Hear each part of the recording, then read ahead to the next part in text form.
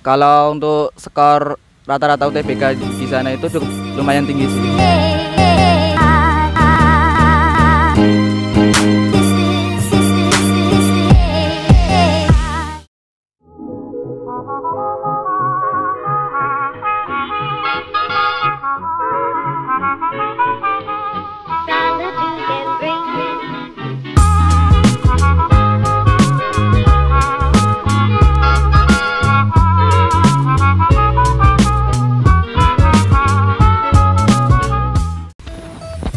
Hai guys, selamat datang kembali di channelku dengan segmen Sweat Chat.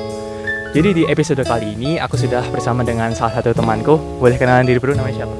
Perkenalkan, nama saya Dwi Purwanto, saya diterima di Statistika ITS. Oke, jadi di video kali ini aku pengen tanya-tanya seputar kuliahmu nih, nggak apa-apa kan ya? Oke, jadi kamu tadi kan masuk di Statistika ITS. Kenapa sih pilih Statistika ITS? Dulu itu kan jalur yang pertama kan SNMPTN. Awalnya cuma coba-coba yang cari yang ada hitung-hitungannya, dan itu milihnya juga random. Statistika ITS itu kan terbaik kedua di Indonesia kan setelah IPB, makanya pilih ITS. Tapi itu cuma random sih. Oke. Terus ini kamu udah 2 semester kan ya kuliah di Statistika ITS? Apa sih yang dipelajarin di sana? Kalau yang di semester pertama itu ada teori ekonomi, terus ada pengantar metode statistika atau statistika dasar. Kemudian di semester 2 ada pemrograman. Itu ada Microsoft Excel, Microsoft Access, dan juga C++. Setelah itu ada teknik survei dan sampling juga. Namun setelah nanti itu ada juga 5 lab yang akan kita pilih salah satunya. Yang pertama ada lab bisnis, terus yang kedua ada lab sosial kependudukan, yang ketiga ada lab ekonomi, yang keempat ada lab linkes, dan juga yang kelima ada lab komputasi. Dan nantinya kita digembleng untuk bisa melakukan survei dan juga sensus di sana. Untuk materi matkul teori ekonomi yang dipelajari nanti ada mikroekonomi dan juga makroekonomi. Kemudian yang di pengantar metode statistika nanti ada distribusi peluang yang banyak, itu yang diskrit dan juga kontinu, dan juga ukuran penyebaran data. Ada min, modus, median, data tunggal, dan juga data berkelompok. Terus nanti ada juga histogram, dan juga ada teori bias dan lain-lainnya. Kemudian di pemrograman mempelajari sintaknya aja dan juga algoritmanya. Kemudian di teknik survei dan sampling itu diajari tentang desain sampling yang di awal, dan juga nanti diajari tentang cara-caranya survei dan juga sensus. Terus enak dan nggak enaknya apa sih kuliah di Statistika ITS? Kalau enaknya sering diajak sama BPS dan juga perusahaan koran itu loh. Yang satunya ada contohnya ada Solo Pos atau Jawa Pos. Dan kemarin itu udah banyak dosen yang udah ikut riset tentang pemilu juga. Kalau yang nggak enaknya banyak banyak rumusnya. Dan juga kalau pas lagi survei itu banyak responden yang menolak. Oh, jadi kamu masuk di Statistika ITS lewat jalur apa tuh? Kemarin masuk di Statistika ITS melalui jalur SNMPTN, jadinya nggak ikut tes gitu. Dan kalau untuk skor rata-rata UTBK di sana itu cukup lumayan tinggi sih, 659,15 rata-ratanya. Ya, rata-rata. Oke, terus untuk pengalaman paling berkesan apa sih waktu kuliah di Statistika ITS?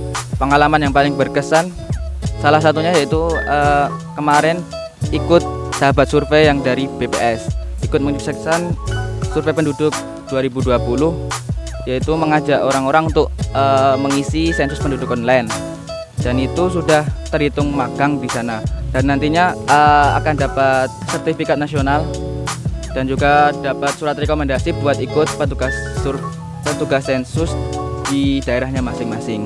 Oke, untuk prospek kerja lulusan dari Statistika sendiri itu jadi apa aja sih? Yang namanya statistika kan intinya cari data, ngumpulin data, kemudian mengolah data kan. Nah, dari situ nanti juga akhirnya interpretasikan datanya dan komunikasikan informasinya kepada masyarakat umum. Dari situ kan banyak sekali prospek kerja yang dapat kita raih, dapat kita capai. Contohnya data science.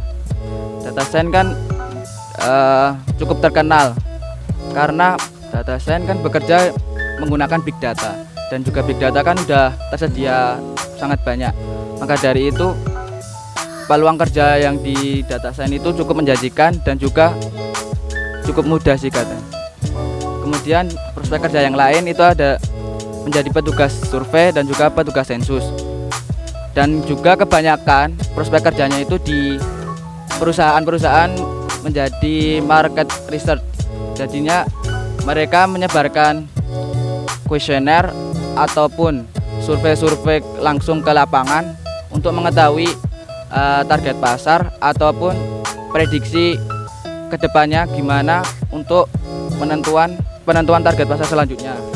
Di statistika ITS itu kan kebanyakan cewek, perbandingannya itu 2:1. Kan total satu angkatan kira-kira 148, yang 100 itu cowok ceweknya, yang 48 cowoknya. Dari situ kan kita disuruh dari cutting, kita disuruh untuk menjaga kekompakan dan juga kesulitan. Maka dari itu kan ada acara pengkaderan. Pengkaderan itu intinya itu buat melatih kekompakan kita semua dan untuk menjaga cewek-cewek yang tadi. Terus kemudian kan di satu semester yang terakhir, yaitu semester 2 kemarin, kita ada acara pengkaderan atau pembinaan dari departemen dan juga hima. Itu ya juga untuk melatih kesulitan dan juga kekompakan.